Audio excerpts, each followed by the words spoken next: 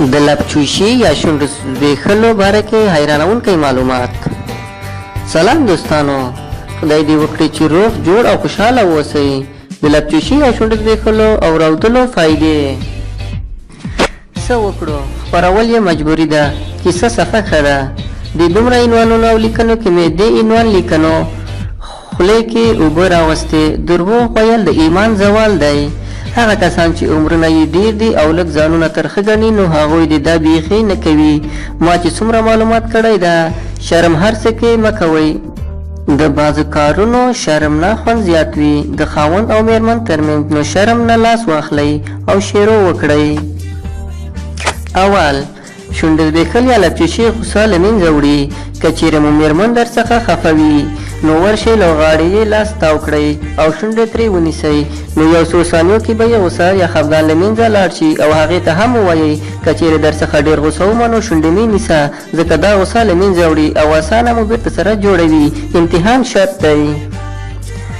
دوم، شونډې زبېښل خفګان هم له منځه وړي. که چیرې یو شی ته ډېر تشویش کې یئ او یا څه ته خفه یئ نو لپچوشي وکړئ، فکر به مو عادي شي، خفګان به مو ختم شي. خو یو خبره یاد ولرئ چې باید دواړه طرفه د عمل وکړي، داسې نه چې نارینه یې زبېښي او میرمن یې غلې وي.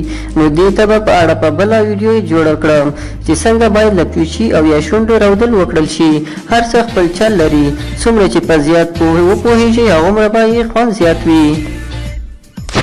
دریم، انګلستان کې د ډاکټرانو لخوا شوي څېړنو ویلي دي چې لپچوشي د غاښونو کلکوالي کې ډېر مهم رول لري او همداشان د شونډو پوستکی په سلامت ساتلو کې هم مهم رول لري. خو ګورئ، په ډکه خوله نسوار یا هم که پیاز یا بل کوم داسې شی مو خوړلی وي لپچوشي مه کوئ. اول مو غاښونه برس کړئ او بیا لپچوشي وکړئ. څلورم، شونډې راودل مو مخ ځوان ساتي. څوک چې لپچوشي کوي نو څېره یې ژر نه زړیږي او غومبورې لاندې غاړې برخه کې یې بیا ګونځې نه رامنځته کېږي. پنځم، شونډې راودل مو په ځان باور زیاتوي، ځکه دې وخت کې د خوشحالۍ احساس کېږي. نو کله چې انسان ځان خوشحاله احساسوي نو په ځان یې باور زیاتېږي. شپږم، تر ټولو مهم دا دی که د جنسي اړیکې مخکې وشي دواړه خواوې زیات شوق یې راولي. دا د دې باعث کېږي چې یو ښه جنسي اړیکه ونیسئ. دوستانو، زما ویډیو یوټیوب کې خامخا لایک کړئ. دوستانو چینل سبسکرایب کړئ. ستاسو سره اوسېدل لا همت راکوي. مننه له تاسو څخه.